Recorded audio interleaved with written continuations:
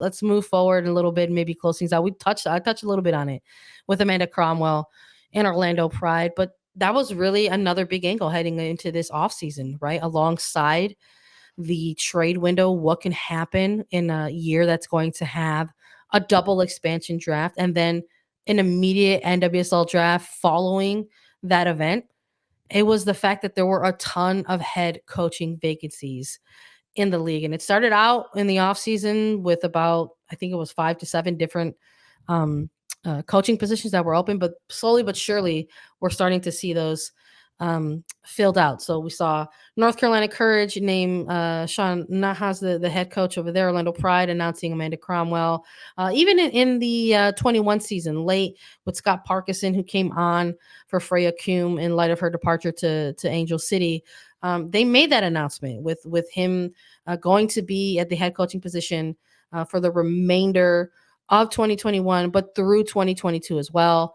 Ryan Wilkinson was announced as Portland Thorns FC coach, kind of really at the start of this offseason getting kicked off, but that doesn't mean that there's still not vacancies, right, Lisa? There's still a number of them that got to be filled. There really are. I mean, less than maybe a few months ago, but Washington Spirit, they had Chris Ward stepping in throughout this 2021 season, and he actually won the championship with them, but no word has been made yet at Washington Spirit if he will be there. We know Chicago Red Stars, their coach resigned in the middle of the night, and they're looking to rebuild a little bit from the inside out in their coaching position. Maybe that's why they traded all of their players away. I don't know there. Racing Louisville, they had an interim head coach who was the youth coach there at Louisville, who has already said, and the club has said that he will not be returning, Mario Sanchez, next year. So Racing Louisville is still searching for a coach. Kansas City said that Hugh Williams was going to step into the front office. He was the coach for 2021 season. So the current looking for a head coach. A lot of those vacancies are still there. I mean, I think Washington Spirit looks pretty promising with Chris Ward and what they have. They still have a little bit of rebuilding to do within that club. And after everything that happened this year between their owners and the fights happening there about the money in the club and who owns it, who has rights.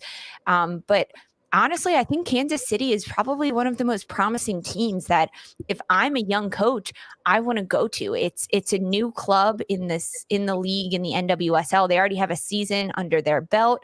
They have a little taste. They have the new rebrand that came in the very last game that Kansas City played in 2021. They have those star players we talked about, A.D. French, Kristen Hamilton. They acquired Sam Ewis. Honestly, for me, Kansas City looks like the best bet if I'm a coach as to where I want to head to. But still, these teams are all searching for head coaches. And with the drafts right around the corner, it's interesting. It's interesting how many vacancies there still are.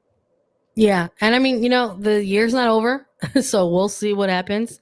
But it's just a little curious, right? Considering that there is such a huge week coming up for all of the league next week with 2 big events in the expansion draft and the NWSL draft. That's typically events that you want to have your head coach in place alongside your other front office admins who help make those decisions. So your head coach, your sporting director, your GM, however your front office trio sort of looks when you're making these big kind of personnel and roster decisions. So Spirit, Red Stars, Racing, Current, still in the process of kind of nailing that down and seeing who's going to be that head figure to help sort of navigate through those things. We'll see if these announcements even get made prior to those events, because again, it's literally next week. We have no idea.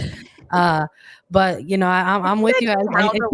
Isn't that just how the league works? Just like a little last minute. We're just rolling with the punches as well. We're just here to try to make sense of it all, Lisa. That's what's happening on Attacking Third with this one. And then, above all else, and we're gonna have more on this too in the upcoming weeks. There are still CBA negotiations that are ongoing for the Players Association and the league. Marla Messing is still technically interim CEO, and an ongoing search for the NWSL commissioner is still in play. There's also that stuff happening in the front office side of things, and we'll hopefully have more updates for these vacancies that are still in place. But for now, I think we touched on it all, Lisa. At least I hope we did. I hope we kept our listeners informed. What do you think? I sure hope so. If we didn't and you still have questions, head on over to Apple Podcasts, leave Attacking Third a 5-star review with questions.